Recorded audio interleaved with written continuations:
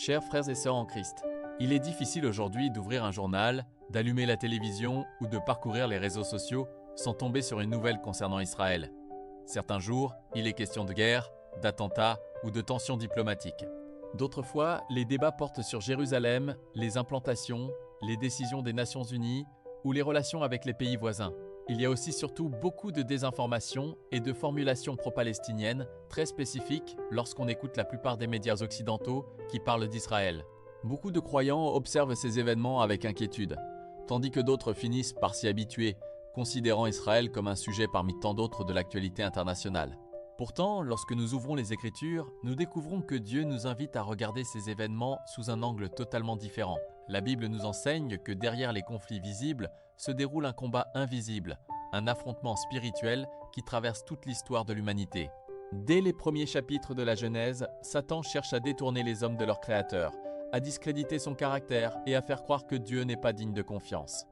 Son objectif n'a jamais changé. Lorsque Dieu conclut une alliance éternelle avec Abraham, il fit des promesses extraordinaires. Il promit de faire de lui une grande nation, de bénir ses descendants, de leur donner le pays d'Israël comme héritage et de bénir toutes les familles de la terre à travers cette alliance. À partir de ce moment-là, le peuple issu d'Abraham devint bien plus qu'une simple nation parmi les autres. Il devint le peuple au travers duquel Dieu révélerait sa fidélité devant le monde entier. C'est précisément ce qui explique en partie pourquoi Israël occupe une place si particulière dans l'histoire.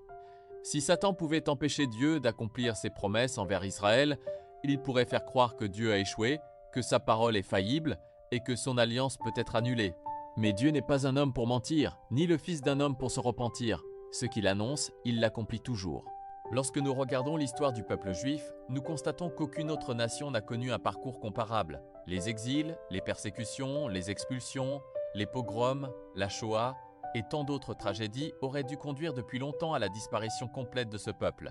Pourtant, Israël existe toujours. Mieux encore, après près de 2000 ans de dispersion parmi les nations, les Juifs sont revenus dans leur patrie et l'État moderne d'Israël est né en 1948, comme les prophètes l'avaient annoncé des siècles auparavant. Le prophète Ézéchiel déclare que Dieu rassemblera son peuple parmi les nations, les ramènera dans leur pays et accomplira ses promesses afin que toutes les nations sachent qu'il est l'Éternel. Il est intéressant de remarquer que Dieu précise lui-même qu'il agit avant tout pour la gloire de son nom. Autrement dit, lorsqu'il reste fidèle à Israël, il démontre au monde entier que son caractère est parfaitement fidèle. Il accomplit ce qu'il a promis parce qu'il est incapable de renier sa propre parole.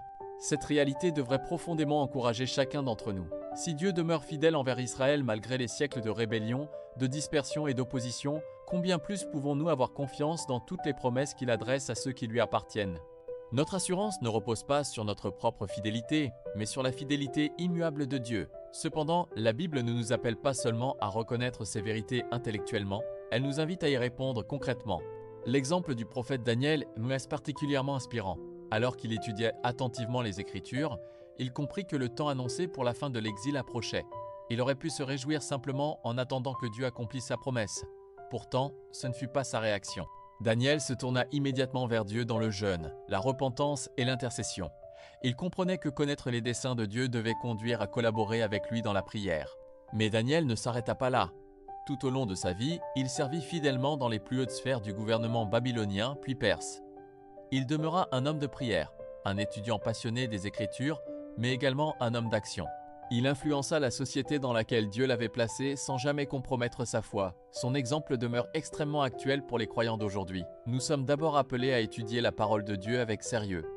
Dans une époque où les opinions et la désinformation circulent plus vite que jamais, il devient essentiel de connaître ce que Dieu dit réellement. Nos convictions concernant Israël ne devraient jamais être fondées d'abord sur les médias, sur les réseaux sociaux ou sur les discours politiques. Elles doivent être enracinées dans les Écritures. Plus nous découvrons le cœur de Dieu, plus nous comprenons la place particulière qu'Israël occupe dans son plan de rédemption. Nous sommes également appelés à prier. Trop souvent, nous considérons la prière comme un simple réflexe face aux difficultés. Pourtant, la Bible la présente comme une véritable participation à l'œuvre de Dieu. Ésaïe parle des sentinelles placées sur les murailles de Jérusalem qui ne gardent pas le silence jour et nuit. Dieu invite son peuple à intercéder sans relâche jusqu'à ce qu'il accomplisse ses desseins. Nos prières ne changent pas les promesses de Dieu, mais elles nous permettent de collaborer avec lui dans leur accomplissement. Enfin, nous sommes appelés à agir. Agir ne signifie pas nécessairement accomplir de grandes choses qui sont au-delà de nos capacités. Il peut s'agir d'encourager un frère ou une sœur à découvrir les promesses bibliques concernant Israël. Il peut s'agir de partager la vérité avec douceur lorsqu'une information trompeuse circule, comme la fameuse fausse accusation de génocide à Gaza. Cela peut être soutenir un ministère qui bénit Israël, participer à une œuvre chrétienne en Israël, écrire, enseigner, donner ou servir selon les dons que Dieu nous a confiés.